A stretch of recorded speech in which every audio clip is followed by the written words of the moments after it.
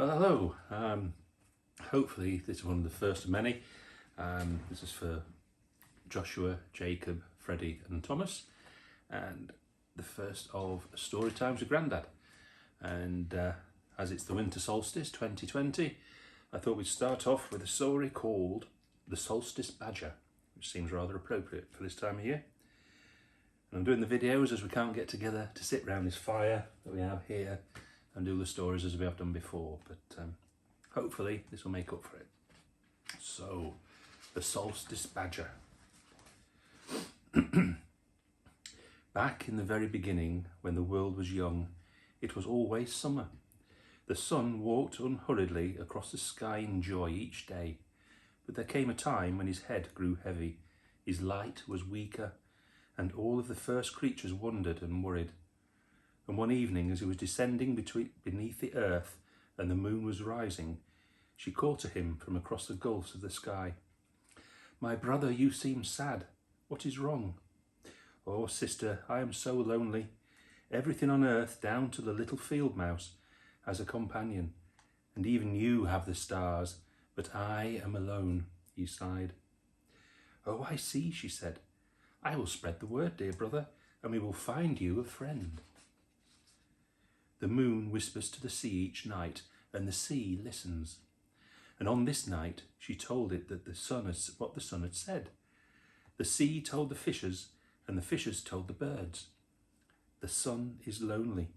Soon all the creatures of the air had heard the news, and they gathered to discuss this matter. "What could be simpler?" called the first crow, ruffling her white feathers. "I myself will fly to the sun and keep him company." And so it was that in the morning, as the sun began his journey, he saw a tiny white speck flying towards him. It grew bigger as it approached, and the sun thought joyfully, "Someone is coming to see me." It took Crow a long time to reach him, but she was as strong as she was stubborn, and finally alighted breathless on the sun's strong arm. "I'm here to accompany you, my lord," she gasped, bowing respectfully even. But the sun was dismayed, for her feathers were blackening as he watched. "Well, I thank you for your courage and compassion, little grandmother, but I fear that if you stay with me, you will soon burn up altogether. Please go back home."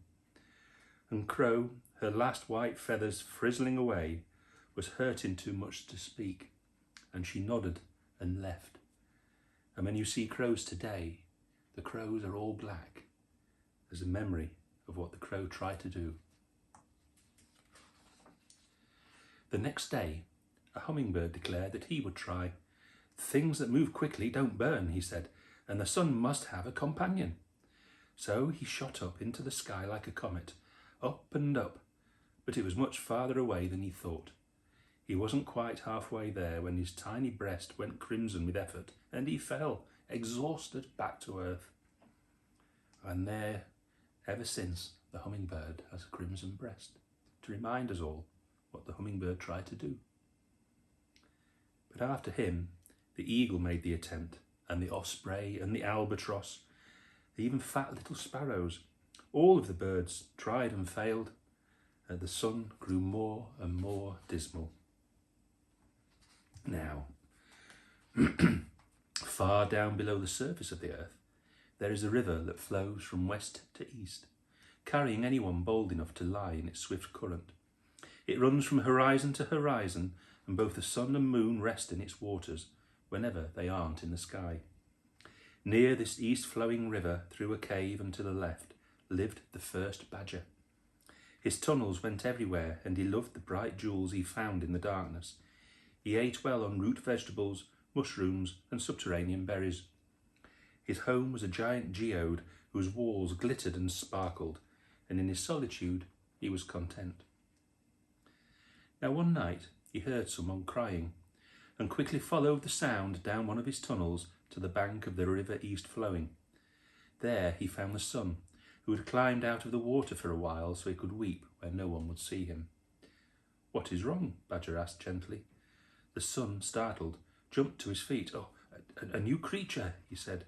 "Well, I've never seen anything like you before, but you should run away before I burn you," and he sobbed. But Badger shook his head. Well, I've collected gems in the white-hot centre of the world, he said. You will not burn me. Come to my home and have tea. Because that's what badgers do. They drink tea and eat custard creams. And smiling through the tears, the sun did. They spoke of many things together, as kindred spirits do. At length the sun took his leave, for it was nearly time for morning, and that day he rose so clear and bright, all living things on earth knew he must have found a friend, and they were happy for him. That night he went straight to Badger's house, where his own light was refracted and beautified by the crystal walls, and they continued their talks and stones. Badger loved to hear of the doings of those he called the surface peoples, whom he had never seen.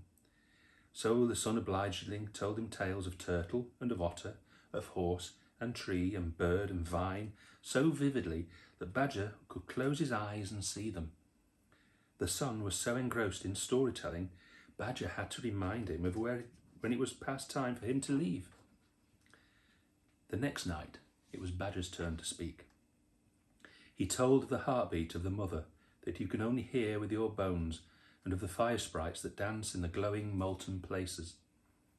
His adventures among mountain roots and underground geysers and down echoing pitch-black natural stone wells had to be recounted. He told of the shallow tunnels from which he could listen to the surface, if not see it. And they both forgot the time, and the sun left even later than before. Well, things went on this way for a full 6 moons. The sun would rise a little later every day and walk a little faster across the sky. He was so preoccupied with thinking over things his friend had said, or laughing over a joke that they'd shared, he didn't notice that the world below him was changing. The leaves were falling, the winds were bitter, and the very first snows began to fall. The trees took it patiently, because that's what trees do, but all the creatures were miserable. Then there came a day when the sun fairly sprinted through the sky, for he remembered a story he hadn't told Badger yet, and he couldn't wait to tell it. But when he reached his geode house, his friend was standing in the doorway looking sad. "Come with me," said Badger, and walked away. The sun hesitated before running to catch up. After all, in all this time he had never gone into the dark places far from the river. Badger led him through many twisting, branching tunnels until he was quite lost. "Now, my friend, listen," he whispered, and the sun realised that they were in a shallow tunnel. He listened and heard the sigh of the wind and the creaking branches above them. He heard sound of shivering and sneezing, but he didn't hear any bird song and no scampering feet. "You have spent too much time with me," Badger said gently. "The world misses you." The sun was filled with remorse over his thoughtlessness. He would have rushed to the sky and stayed there for weeks, but again his prudent friend stopped him. "Hasty repairs make weak burrows," he said. "We must act wisely now, so we must consult the wisest of all things. You know the world, and I do not. Who should we ask for guidance?" The sun pondered deeply for a moment. His brow furrowed, and then he said, "The trees are the oldest things on earth, and Pine is the eldest of the trees. I think she will know what I must do. She may be angry with me." "Well, I will go to her," Badger said, "and I will take gifts to soothe her anger." And together they returned to Badger's home, where they filled a sack with all the most glorious gems he had collected, and enough food for a mighty feast. "Wait here for me," he told the sun, and then for the first time, torch in paw, he tunnelled to the surface. Now Pine stood in a glade in the northern forest. She was blanketed with snow, but her dignity and foliage were unchanged by the changing weather. Her spreading boughs sheltered a great many of the first creatures. She had hatched from her cone long before the first sunrise, and had seen all the things born of nothing, and so she was not easily surprised. Thus it was when Badger scrambled to the surface before her. She greeted him calmly. "Hello, small animal who befriends the sun," she said, and her deep voice caused the ground to quiver. "Welcome." He bowed low before her and said, "My friend wishes to undo the harm he has unwittingly caused. If he went back to his old ways, would the world be healed?" If he brought the warm back tomorrow, the pine said, the world would drown in snowmelt and all the world would be chaos. And there was a short silence whilst the wind howled. Eventually, Badger spoke again. Wise one, I have brought gifts for you. Will you accept them with our apologies and tell me what advice to give my only friend? He opened his sack to reveal foods beyond count and jewels without price. Pine looked at them thoughtfully. A generous gift, she told him, and one I have no use for. Give them to the creatures who have all suffered more than I. As for the solution, it is simple. The sun must regain his old habits as gradually as he lost them. All good things in this world will happen, slowly, seeds and eggs and seasons alike. Badger bowed deeply in thanks and turned to go. You will miss him, a voice deep as a drumbeat forestalled any lie. He nodded, and tears filled his eyes. You need not, the voice of the pine became so resonant. It seemed to come from everywhere at once. My roots are on Mother's Earth pulse, and she speaks now through me. When 7 cycles of the moon have passed, the days will be as long as ever, but then your visits together may grow again. After 13 moons, the pattern will begin anew, for the sun must have a companion, and the badger must be rewarded for his selflessness, and the mother has decided to welcome the dark times and call them winter. All things alive held their breath in a moment of awe when it passed, and Badger joyfully cried, so mote it be. And on this night of every year, I promise to come to the surface and give gifts to all of the small beasts, gifts of thanks and blessing and love, and a token of the sun's return. He held his torch up high and sang, Here, take it, call them. Pine bent forward and grasped the light, and when she straightened it could be seen held firmly in her topmost twigs. Far and near, the creatures of the forest saw it flickering in the dark and began to draw closer.